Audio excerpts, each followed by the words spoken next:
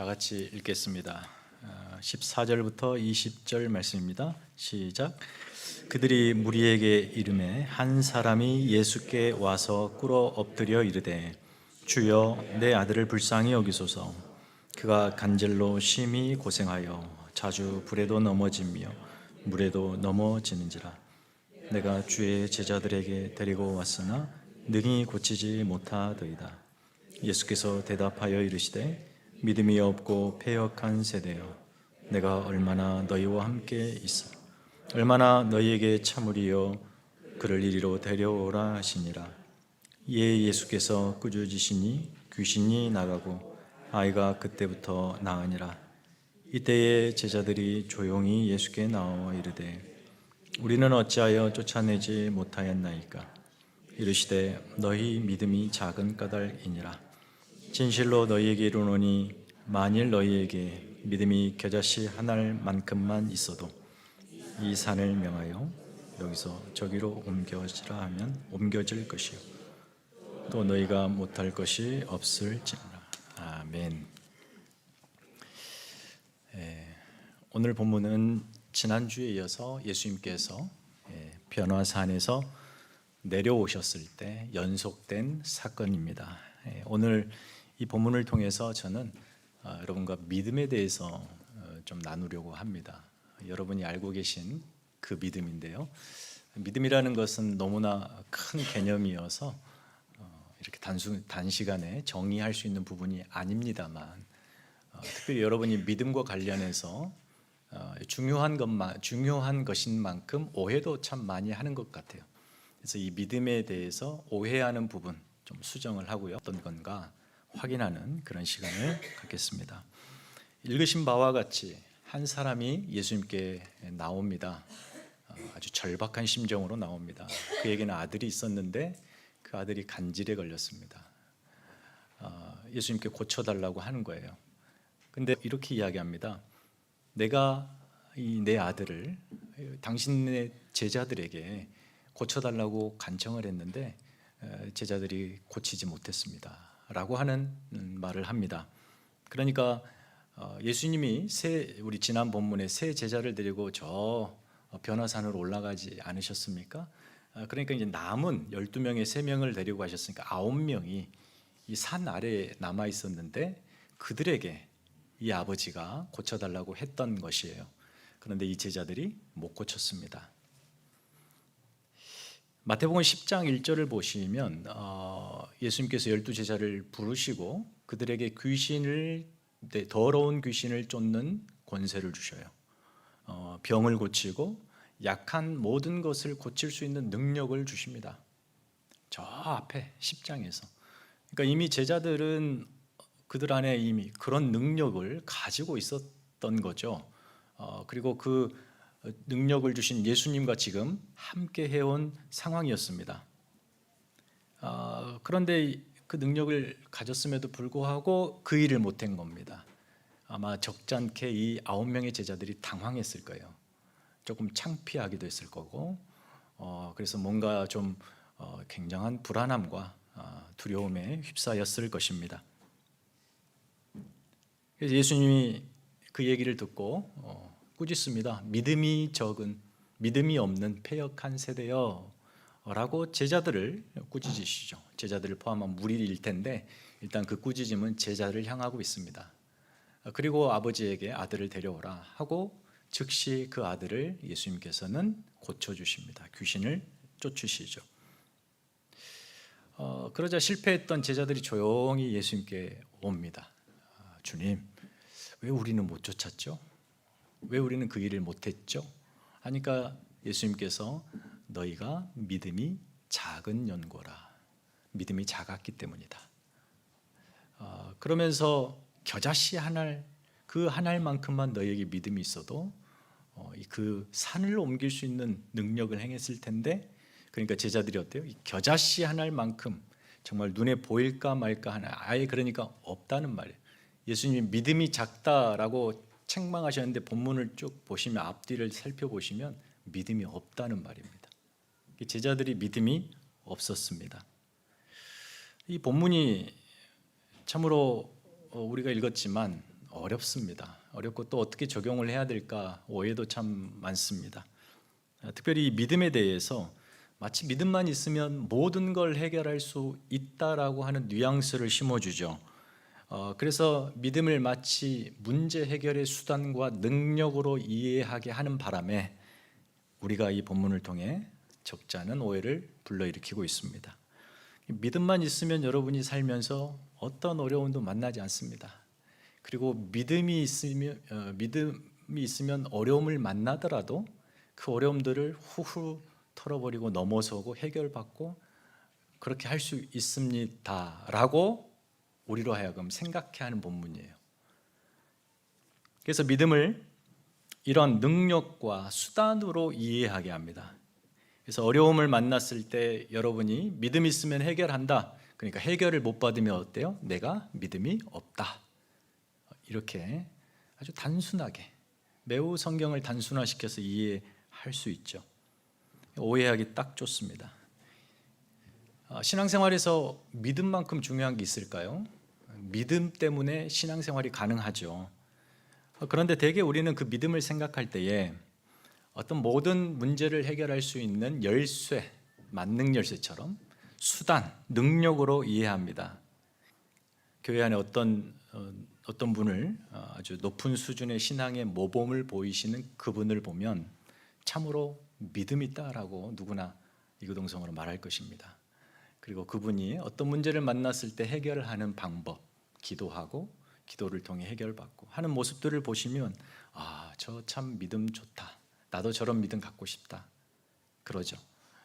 그분이 보여주시는 신앙의 모범이 너무나 고급해서 내가 따라갈 수는 없어서 스스로를 향하여 나는 믿음이 없으니까 이렇게 하기도 하고 그 모습이 너무나 닮고 싶으면 간혹 그 사람은 하나님 앞에 그런 믿음을 달라고 큰 믿음을 달라고 기도하기도 합니다.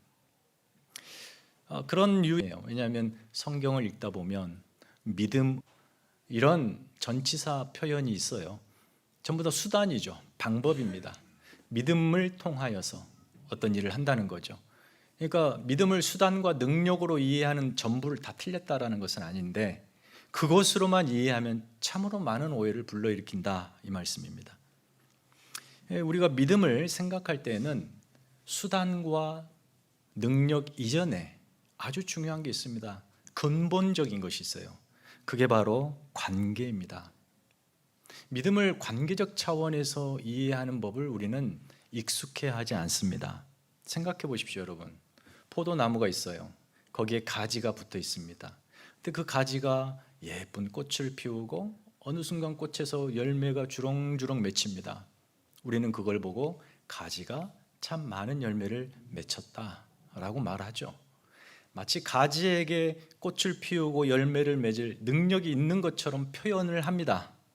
그러나 어느 누구도 가지 스스로가 그것을 만들어냈다라고 생각하지는 않아요. 뭘 더 근본적으로 생각하죠?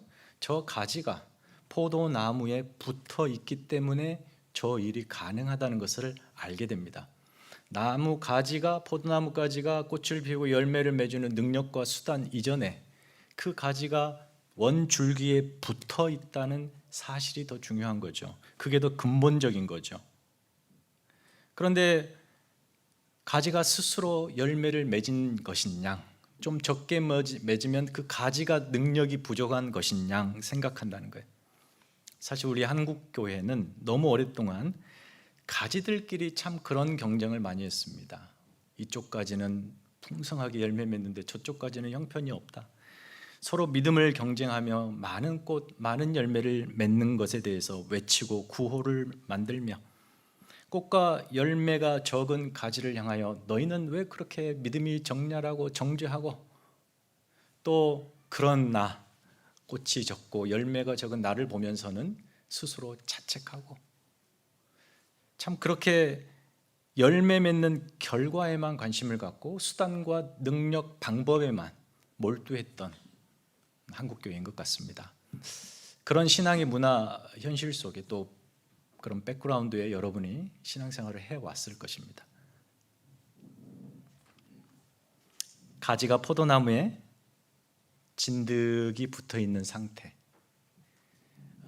그래서 가 포도나무로부터 그 뿜어져 나오는 올려지는 그 무한한 영양분과 자양분을 먹으며 자기가 맺은 것이 아니지만 그 아름답게 가지가 영광을 얻는, 그래서 예수님과의 지속적인 연합과 그 연합된 하루하루의 신실한 삶에는 믿음이라고 생각하지 않아요.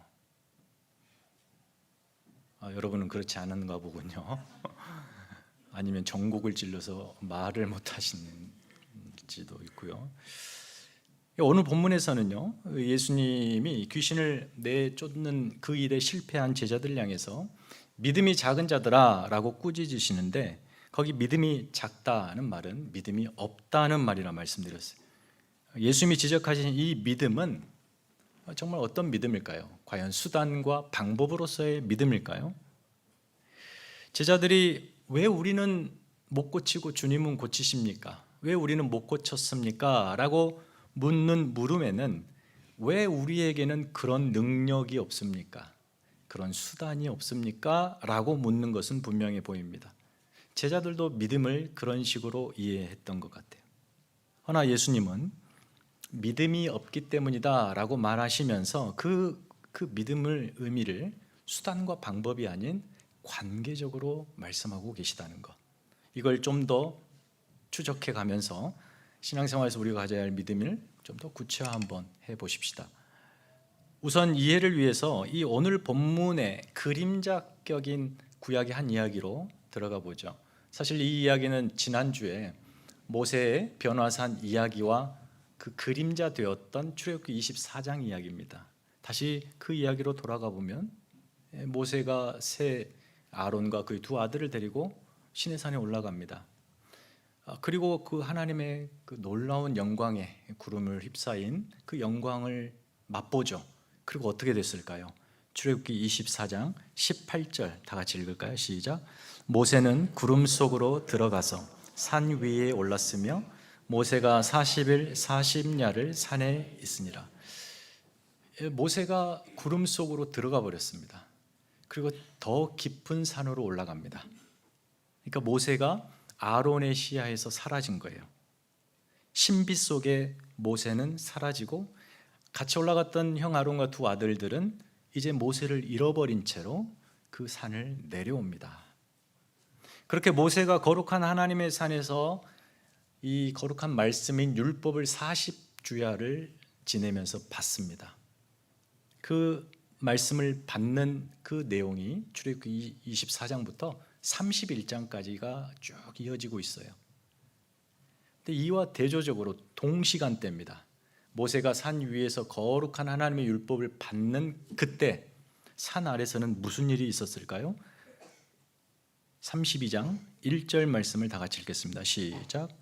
백성이 모세가 산에서 내려옴이 더딤을 보고 모여 백성이 아론에게 이르러 말하되 일어나라 우리를 위하여 우리를 인도할 신을 만들라. 이 모세 곧 우리를 애굽 땅에서 인도하여 낸 사람은 어찌 되었는지 알지 못함이라. 모세가 홀연히 사라져 버렸습니다. 어떻게 된지 모르겠습니다. 아마 죽었다고 생각할 수도 있어요. 그 날이 길어지자 이스라엘 백성들은 몹시 불안해합니다. 당황해요. 우리를 애굽에서 인도하여낸 지도자 모세가 사라졌으니 이제 우리는 이 광야에서 어떡하란 말인가 해서 모세의 형 아론에게 우리를 위하여 우리를 인도할 신을 만들어 달라고 충격적인 요구를 하고 있습니다. 그러자 형 아론이 그럴 수 없다, 기다려보자 라고 중재하는 것이 아니라 오히려 이참에 자기가 지도자가 되겠다고 나섭니다.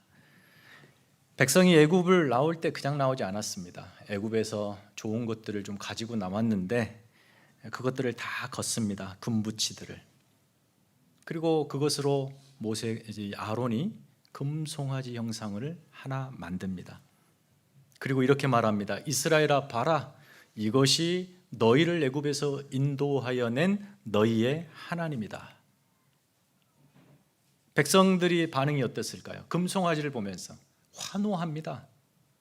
그걸 가운데 두고 예배를 드리고 음식을 먹고 춤을 추며 잔치를 벌입니다. 이상하죠? 금신상, 왜 그렇게 그들이 환호했을까요?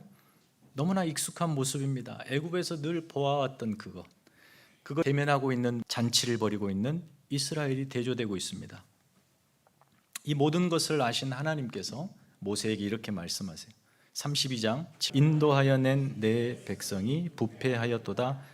여호와께서 또 모세에게 이르시되 내가 이 백성을 보니 목이 뻣뻣한 백성이로다.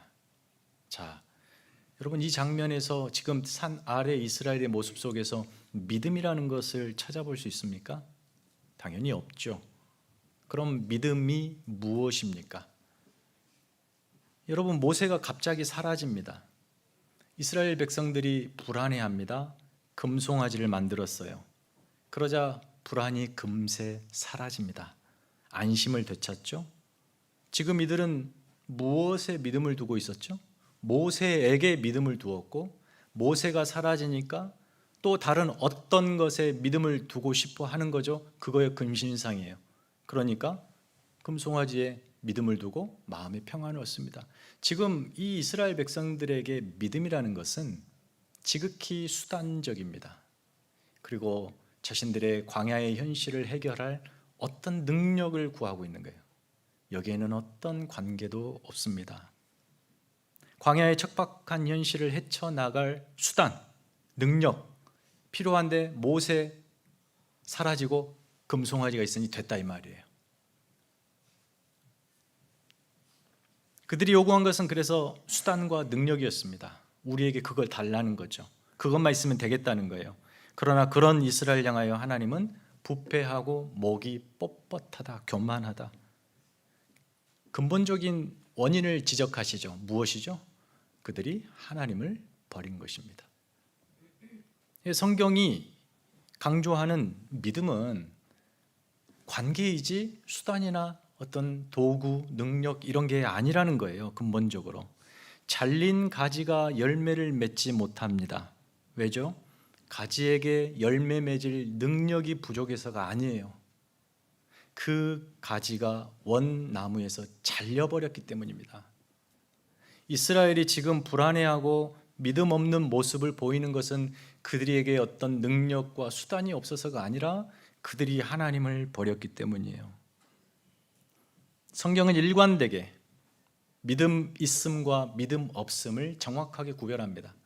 그 기준은 이스라엘이 하나님 안에 있느냐, 밖에 있느냐, 하나님과 연합해 있느냐, 그렇지 않느냐로 판가름합니다.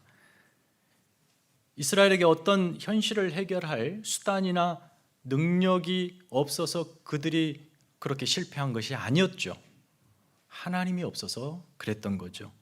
그러니까 지금 말씀드린 이 출애굽기의 이 장면이 오늘 본문에 그대로 포개져요. 오버랩됩니다. 여러분, 분명 제자들이 귀신을 내쫓고 모든 병을 고칠 능력을 받았음에도 귀신 들린 한 아이에게서 귀신을 쫓아내지 못했던 근본적인 원인을 한번 생각해 보세요. 9명의 제자들에게 믿음이 없어서 그랬다는데 그 믿음이 도대체 뭐냐는 거죠. 관계적으로 보자 그랬죠. 9명의 제자들이 산 아래서 실패할 때 3명의 제자들은 산 위에서 놀라운 영광을 경험하고 있습니다. 이 두 장면이 우리가 성경을 읽어야 되니까 순차적으로 소개되며 마치 다른 이야기처럼 들리는데 이 두 장면은 동시에 일어나고 있습니다. 그걸 기억하십시오. 산 아래 9명이 직면하는 현실과 산 위에 3명의 제자가 직면하는 현실이 동시에 일어나고 있습니다.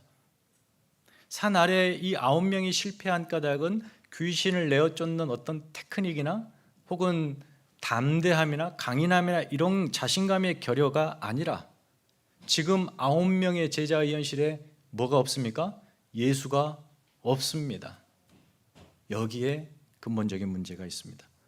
모세를 잃어버린 광야 이스라엘처럼 이 산 아래 척박한 현실에 9명의 제자들만 덩그러니 던져진 채 예수가 거기에 안 계십니다. 이것이 이들에게 큰 문제를 가져왔습니다. 마땅히 그 자리에서 제자로서의 역할을 감당해야 되는데 그 일을 실패케 합니다. 잠시 예수님이 함께 계시지 않는다고, 예수님이 자신들의 현실에서 사라져 버렸다고 어찌할 줄 모르는 이 9명의 제자들, 금세 불안하고 염려에 사로잡히고 자신들이 누구인지 정체성마저 잃어버립니다. 믿음을 잃어버립니다. 그래서 예수님께서 믿음이 없고 패역한 세대여 라고 꾸짖으시며 내가 얼마나 너희와 함께 있어야 되겠느냐. 무슨 말이죠? 이제 곧 있을 십자가의 죽으심, 그리고 부활, 승천, 예수님은 제자들을 떠나실 것입니다. 잠시 함께 계시고 이제 떠나실 거예요. 그럼 그때도 남은 산 아래의 현실을 너희가 살아내야 되는데 그때도 내가 없다고 또 이렇게 너희의 정체성을 상실한 채 능력 없이 세상의 그 권세에 삼켜 살래? 그때도 나 없다고 세상의 맛 잃은 소금처럼, 어둠에 삼켜진 빛처럼 무능력하게 하나님 나라 사역에 어떠한 역할도 하지 못한 채 두려움에, 실망감에, 실패와 좌절감에 그렇게 있을래? 내가 산에 있든 여기 있든 언제나 너희와 함께 있는 그 사실을 알지 못하느냐. 지금 그 얘기를 하고 있는 것이죠. 예수님이 3명은 산에 데리고 올라가시고 9명은 산 아래 두신 그 이유를 이제 좀 가늠해 봅니다. 여러분, 이 셋과 9은 다른 그룹이 아니에요. 하나의 제자 그룹입니다. 하나의 공동체죠. 산 위의 영광과 산 아래의 실패가 겹쳐져 동시에 경험되고 있습니다. 한 공동체 안에서. 산 위에서는 주님 여기 계시니 너무 좋습니다. 영광입니다. 할렐루야. 산 아래서는 주님이 없습니다. 어디 계십니까? 근데 이 두 가지가 동시에 일어나고 있다는 거예요. 사실 여러분, 성도들의 신앙 현실이 이렇습니다. 여러분은 그렇지 않습니까? 이 본문을 읽었을 일반이라고 되게 말합니다. 60년대 후반이면 여러분이 잘 아시는 가장 극악무도했던 로마 황제인 네로, 그때부터 시작하여 전후로 10명의 황제가 기독교를 극심하게 핍박하죠. 핍박받는 기독교입니다. 서슬퍼런 로마의 칼이 기독교를 겨누고 있고, 동족 이스라엘로부터 배신자로 낙인 찍혀 많은 그 차별과 피해와 폭력을 당하고, 개종한 이방인으로 개종했다면 이 개종한 크리스천들은 이전에 속해 있던 이방 신전 공동체로부터 엄청난 불이익을 당하면서 예수를 믿어야 했습니다. 이들이 살아내야 했던 이 산 아래 현실은 결코 만만치 않았습니다. 너무도 가혹했어요. 위험했고요. 죽음의 권세가 살기 등등했습니다. 마치 여러분, 오늘 본문에 등장하는 한 소년의 몸과 영혼과 같습니다. 이 소년의 몸과 영혼을 완벽하게 통치했던 귀신의 권세처럼 악한 영의 권세가 세상을 짓누르고 통제하고 있습니다. 얼마나 이 참혹한 현실인가? 산 아래의 현실이. 여러분, 간질 환자를 보시거나 또 이렇게 주변에서 경험해 보신 적 있으십니까? 저는 신학교 다닐 때 동기 전도사님이 이 병을 가지고 있었어요. 그리고 교회에서 신앙생활할 때 청년 때 후배가 또 이 병을 가지고 있었습니다. 뭐 지금이야 의술도 좋고 약도 좋고 병원 시설도 좋아서 이런 일들이 있으면 병원에 가서 다 치유도 받고 또 입원도 하시고, 그러니까 주변에서 보기 어려울 거예요. 근데 30년 전만 해도 이런 일들이 비일비재했죠. 이것이 얼마나 비참한 질병인지 너무나 잘 알고 있습니다. 그렇게 자주 보던 사람이 한 며칠 혹은 몇 주 안 보입니다. 그리고 그 다음에 만나요. 그럼 어김없이 어디가 부러져 있다든지 얼굴에 심각한 상처를 가지고 등장합니다. 이 가장 힘든 것은 공공장소에서 발작을 해요. 그리고 자기도 어떤 일도 통제할 수 없는 상황에서 속수무책으로 쓰러집니다. 발작을 하죠. 그리고 한참 후에 의식이 서서히 돌아왔을 때에는 가장 먼저 확인하는 것이 땅바닥에 누워있는 비참한 자기 자신이고, 그런 자신을 보고 있을 주변을 살피는 것입니다. 수치스러움과 자괴감에 그렇게 고통의 세월을 보내게 하는 것이 이 질병이죠. 수업 중에, 예배 중에 가리지 않고 시도 때도 없이 넘어집니다. 그때 주변에서 해줘야 될 게 있어요. 기도를 확보해주고 최대한 따뜻하게, 그리고 또 한 번 있을 어떤 발작에 대비하기 위하여 주변을 걸리적거리고 부딪힐 만한 것들을 치워줘야 합니다. 그리고 나서 할 일은 아무 일 없는 것처럼 수업을 진행하고 예배를 드리는 거예요. 그러면 정신이 돌아오고 혼자 일어서면 자연스럽게 자리에 앉아서 참여하게 하도록. 여러분, 이 간질이 모든 원인이 귀신이다라는 것은 아닙니다. 그러나 오늘 본문에서만큼은 이 소년의 간질을 예수님이 그 원인을 귀신이라고 분명히 정하고 있어요. 귀신 들린 현상으로서의 간질입니다. 이 말은 귀신이 그 소년의 몸과 영혼을 완벽하게 통제하면서 서서히 망가뜨리고 있었다는 겁니다. 15절에 심히 고생했답니다. 그러니 이 아이가 짊어진 삶의 무게가 얼마나 컸겠습니까? 고통스러웠겠습니까? 내용을 보니까 자주 불에, 물에 정상적인 사회생활이 불가능했고 공동체 생활도 불가능했을 것은 두말하면 잔소리죠. 그의 삶은 왜 이 소년이 등장했고 이 산 아래 내려오자마자 이런 현실을 마주하게 될까요? 사실 이 간질 환자의 이 아이의 이 질병을 통해서 산 아래의 현실이 그와 같다는 것을 상징적으로 표현하고 있습니다. 산 아래 현실 어떻습니까? 악한 영과 죄와 사망의 권세가 왕노릇하고 있고, 그 안에서 어떤 선한 것도 기대할 수 없고 생명의 꽃피움도 찾아볼 수 없고, 오직 거기에는 살인이 있고 폭력이 있고 다툼이 있고 미움이 있고 전쟁이 있고, 수십 수백 명의 무고한 생명들이 목숨을 잃어가도 눈 하나 깜짝 안 하고 자신들의 목적을 향하여 질주하는 탐욕스러운 정치가들이 있고 나라들이 있고, 이게 지금 2000년 전 이야기입니까? 오늘 우리의 삶의 현실에서 펼쳐지고 생생하게 미디어를 통해서 우리가 확인할 수 있는 이 산아래 현실인 거죠. 모두가 다 멸망으로 질주해가고 있습니다. 거기에 누구도 생명을 노래하지 않고 평화를 노래하지 않습니다. 철저히 죄로 뒤틀려 버렸습니다. 그 죄에 묶여 통제당하고 있어요. 서서히 인간의 영혼과 삶이 망가지고 있습니다. 이게 우리가 살고 있는 산아래 현실입니다. 부정할 수 없는 현실이죠. 거기서 초대교회가 살고 있어요. 초대교회 성도들이 그 현실을 생생히 목격하며 하루하루를 살고 있습니다. 그들은 어떻게 살아야 될까요? 그들은 어떻게 살아야 될까요? 바로 오늘 본문이 그들을 향하여 믿음을 이야기하고 있습니다. 어떤 믿음이요? 그런 현실을 피하고 당하지 않고 만났을 때 넘어서고 이런 믿음이요? 전혀 그런 믿음으로는 세상을 뚫어낼 수 없습니다. 40년 광야 생활을 그런 믿음으로 갈 수 없어요.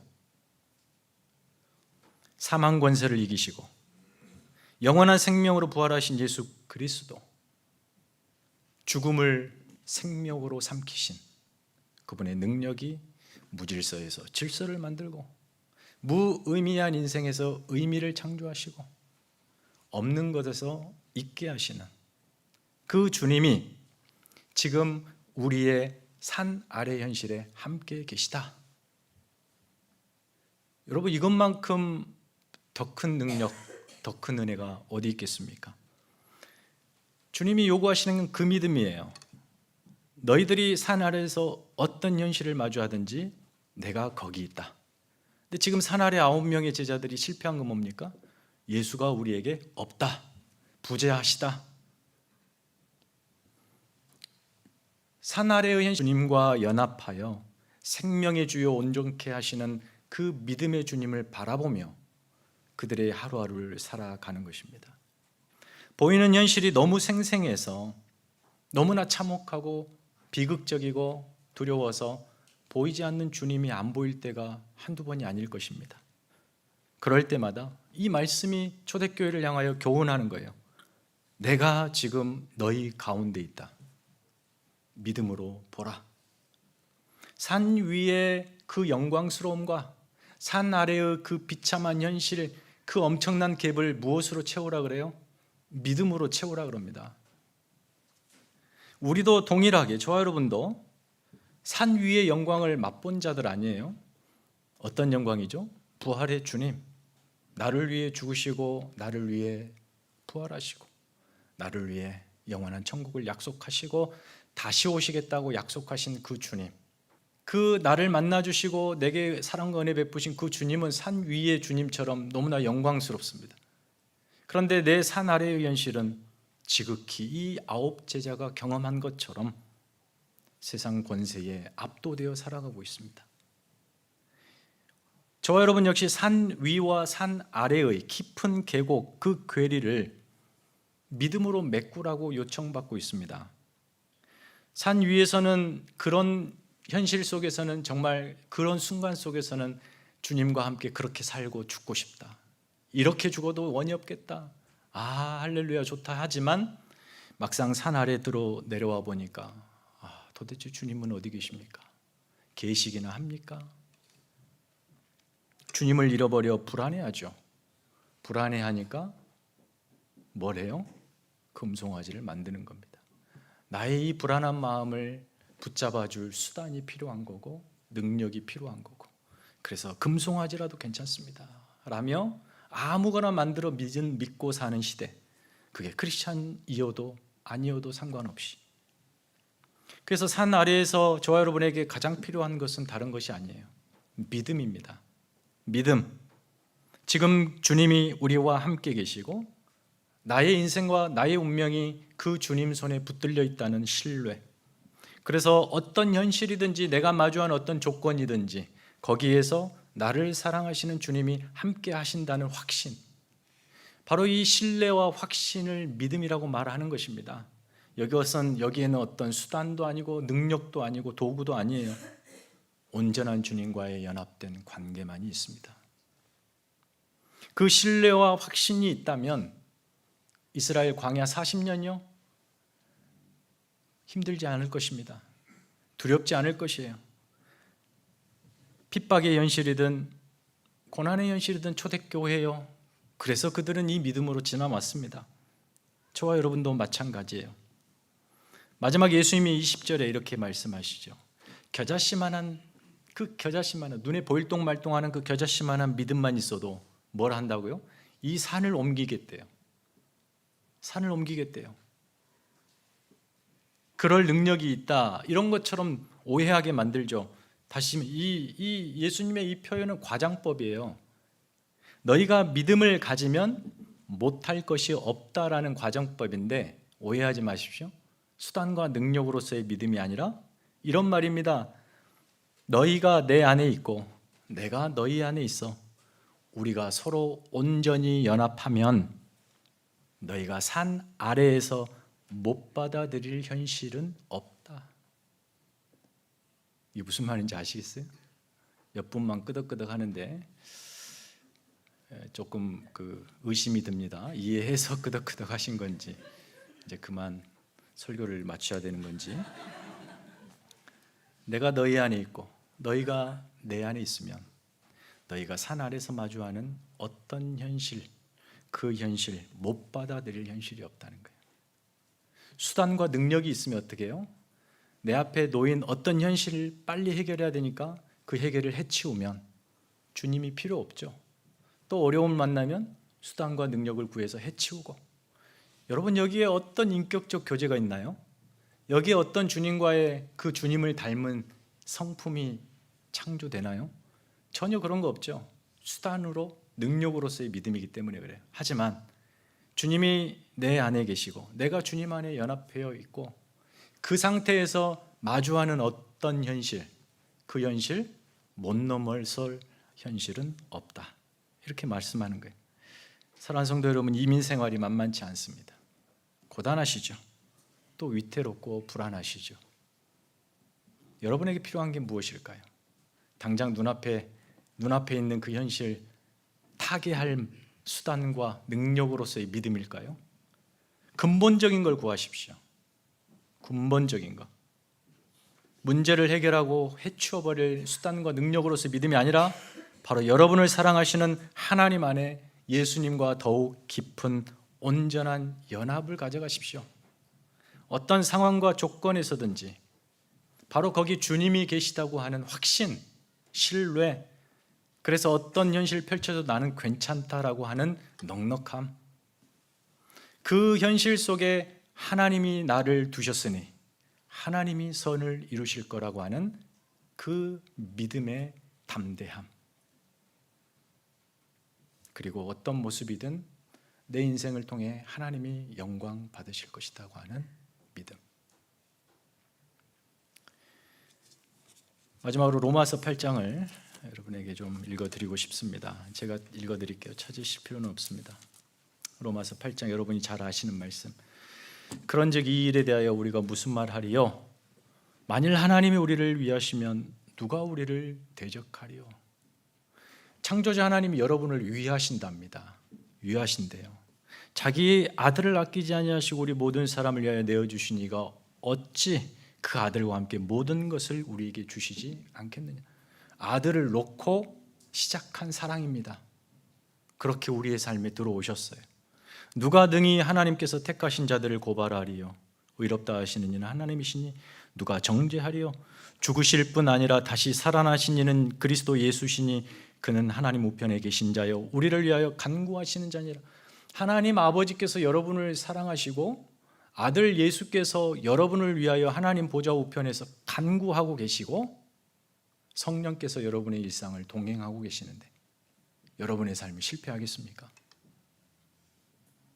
누가 우리를 그리스도의 사랑에서 끊으리요? 환난이나 곤고나 박해나 기근이나 적신이나 위험이나 칼이랴. 37절에 보면 그러나 이 모든 일에 우리를 사랑하시는 말미암아 우리가 넉넉히 이기느니라. 그 아버지 예수 그리스도 성령 하나님을 통해서 저와 여러분이 넉넉히 오늘의 사날의 현실을 이긴답니다. 그리고 38절 9절에 내가 확신하는 사망이나 생명이나 천사들이나 권세들이나 현재일이나 장래일이나 능력이나 높음이나 깊음이나 다른 어떤 피조물이라도 이 사날에서 권세를 펼치는 그 어떤 것들이라도 우리를 우리 주 그리스도 예수 안에 있는 하나님의 사랑에서 끊을 수 없느니라. 산 아래 어떤 현실도 여러분을 하나님의 사랑에서 끊을 수 없습니다. 여러분이 그런 존재이십니다. 그런 여러분의 삶을 그 예수와 더욱더 진하게 연합하시고 그분으로부터 오는 하늘의 놀라운 신령한 생명의 양식들을 풍성히 받으시고 여러분의 가지 같은 인생의 풍성한 열매로 하나님 앞에 영광을 드리는, 그러기 위해서 우리가 해야 할 일, 믿음의 주요 온전케 하시는 예수를 끊임없이 바라보고 내 현실에서 그분이 안 계신 적이 없다는 사실 앞에 감사하고 주어진 현실 승리하는 저와 여러분 되기를 축원합니다. 우리 시간에 말씀을 생각하면서 한번 기도하십시다. 여러분의 삶의 현실 속에 가장 필요한 것은 믿음입니다. 어떤 문제를 해결받고자 당장의 그 문제를 타개하고자 원하는 수단과 방법으로서 힘으로서의 믿음이 아니라 예수 안에 내 삶이 붙들려 있다. 나의 모든 삶의 현실 가운데 주님이 계시다. 그러니 내 인생 실패하지 않는다. 하나님의 사랑이 있고 그리스도의 우리를 향한 중보의 기도가 있고 성령님의 가능케 하시는 힘의 역사가 있으니 내 삶은 무너지지 않는다. 믿음의 주요 온전케 하시는 주를 바라보리라. 내 삶에 계신 주님만을 붙들리라. 주님 여기 계시니 나를 통하여 영광을 받아 주시옵소서. 여러분 이 시간 이렇게 진정한 믿음 붙들고 하나님 앞에 간절히 기도하며 나가시겠습니다. 기도하십시오. 하나님 아버지 감사합니다. 하나님, 우리가 이 땅의 산 아래의 현실 속에서 우리에게 필요한 것은 다른 것이 아니었습니다. 믿음입니다. 단순히 문제를 해결받고자 원하는 믿음이 아니라 주님 안에 연합하고 나를 사랑하신 주님을 뜨겁게 사랑하며 주님이 내 삶에 두신 목적을 이루시기 위해인데 열심 내시고 일하시는 그 헌신, 그 삶에 내 삶을 드리는 헌신입니다. 하나님을 신뢰합니다. 하나님의 일하심을 확신합니다. 그러므로 내 삶이 어떠하든지, 나의 사날의 현실 속에서 내가 마주하는 현실이 어떠하든지 주님이 함께 하시고 주님이 역사하시니 괜찮습니다. 믿음으로 승리케 하여 주시옵소서. 그 믿음을 가지고 이민생활을 넉넉히 이기고 승리하는 우리가 되게 하여 주시옵소서.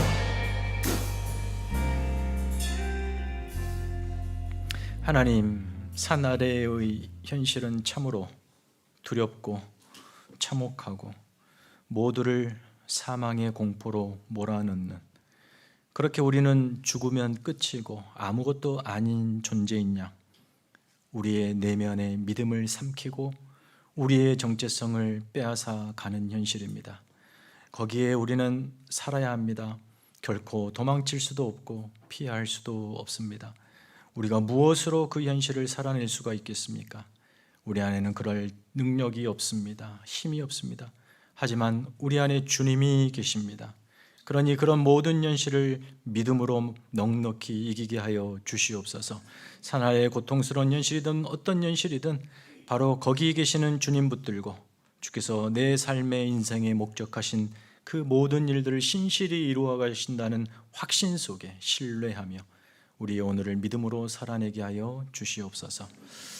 이제는 우리 구주 예수 그리스도의 은혜와 하나님 아버지의 크고 놀라우신 사랑과 성령님의 교통하심이 바로 이 믿음 가지고 주님과 온전히 연합하며 내 삶이 흔들림 없이 주님 바라보며 하루하루 믿음으로 뚜벅뚜벅 걷기를 다짐하는 사랑하는 성도들의 머리 위에 가정 위에 지금부터 영원까지 함께 있을지어다. 아멘.